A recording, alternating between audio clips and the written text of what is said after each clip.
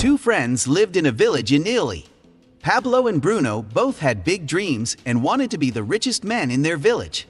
Pablo and Bruno were very hardworking and intelligent. They were just looking for an opportunity, and one day they got that opportunity too. The village needed two men to fetch water from a nearby river, and this task was given to Pablo and Bruno. The villagers used to pay him a penny for a bucket of water. Bruno thought his dream was about to come true, but Pablo was still a little confused. Because of lifting those heavy buckets, Pablo's hands started hurting a lot. So Pablo started thinking of different ways to bring water to the village, and he came up with an excellent idea.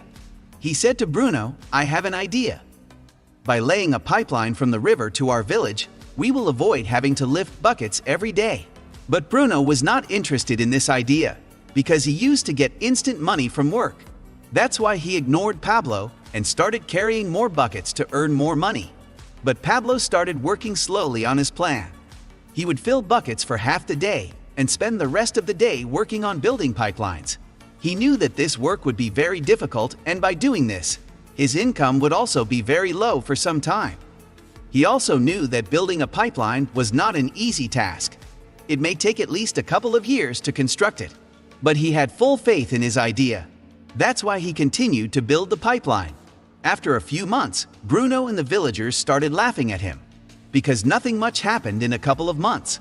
That's why the villagers used to make fun of him by calling him Pablo the Pipeline Man. And on the other hand, Bruno, who filled buckets, had doubled his income.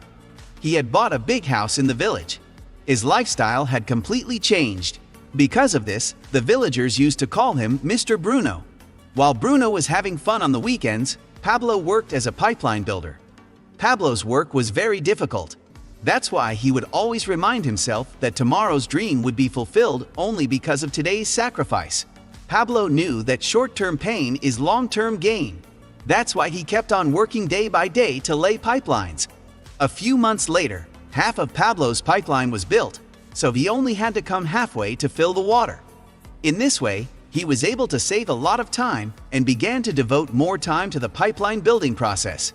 After a few months, Bruno realized that his body was completely exhausted from lifting such huge buckets every day. Now he could not fetch as much water as before, due to which he became very upset, and people started calling him Bruno the Bucket Man.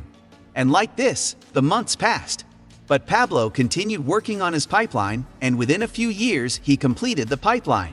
Now, instead of carrying buckets, Pablo used to give 24/7 fresh water to the villagers from the pipeline, which led to Pablo earning much more than before. Now the situation had become such that even if Pablo did not work, that is, if he was sleeping, having fun, or roaming around, he still earned money. On the other hand, Bruno the Bucket Man was unemployed because of Pablo's pipeline, and the villagers got as much water as they wanted from Pablo's pipeline. Now think carefully.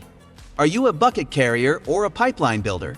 You have to get to work every day like Bruno the Bucket Man to make money, or like Pablo the Pipeline Man, to work very hard for a while so you get paid while you are sleeping. In this bucket-carrying world, we are taught that if you want to earn more money, you have to work harder.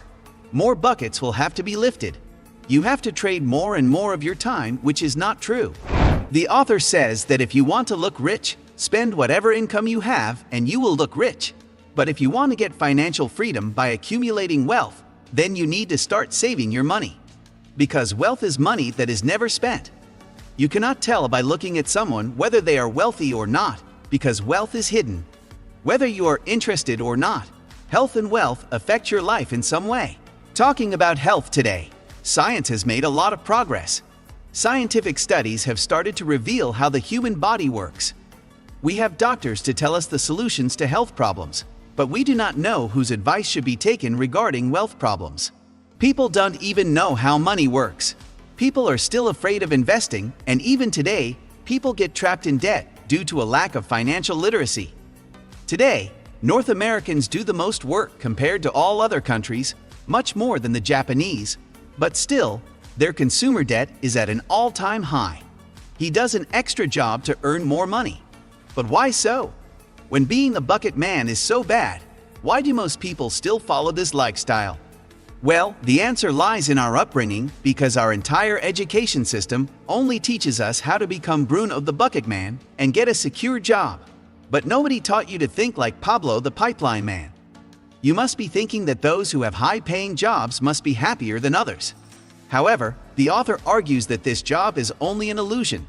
No matter how high your salary is, as long as you have to sell your time to earn money, you will be stuck in this bucket-carrying world. Darryl Strawberry was a very successful baseball player who earned up to $5 million a year just playing baseball. And by combining the income generated from different brand deals and personal brands, he had already earned $100 million before his 40th birthday.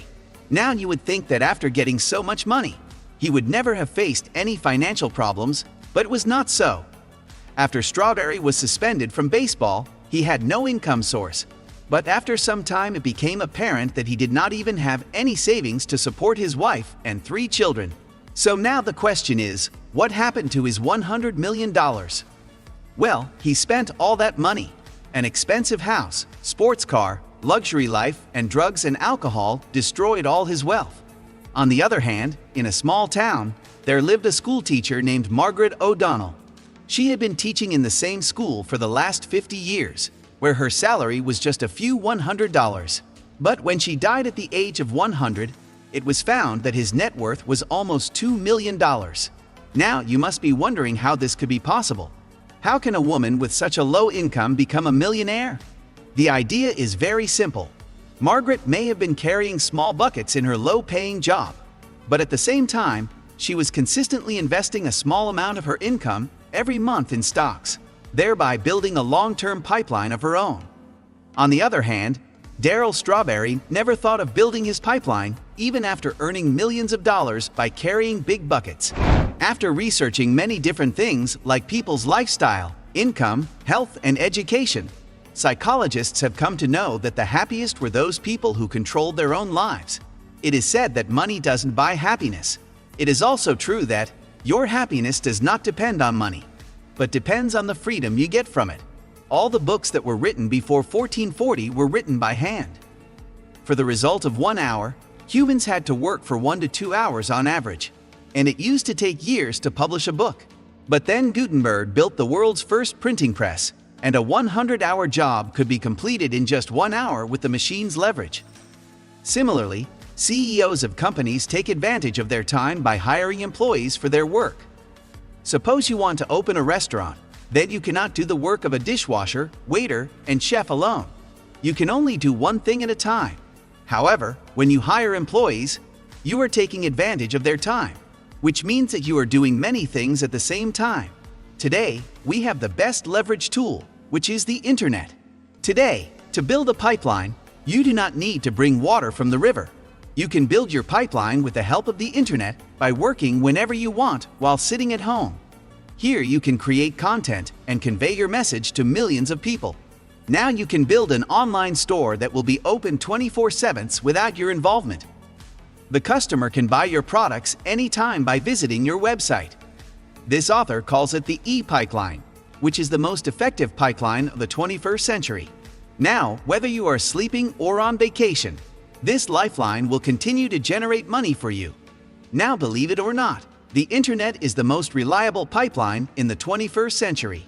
If you want to know the 3 important rules of investing which are taken from Rich Dad's Guide to Investing book, then you can watch this video. Thanks for watching, and learn with FinanceEver.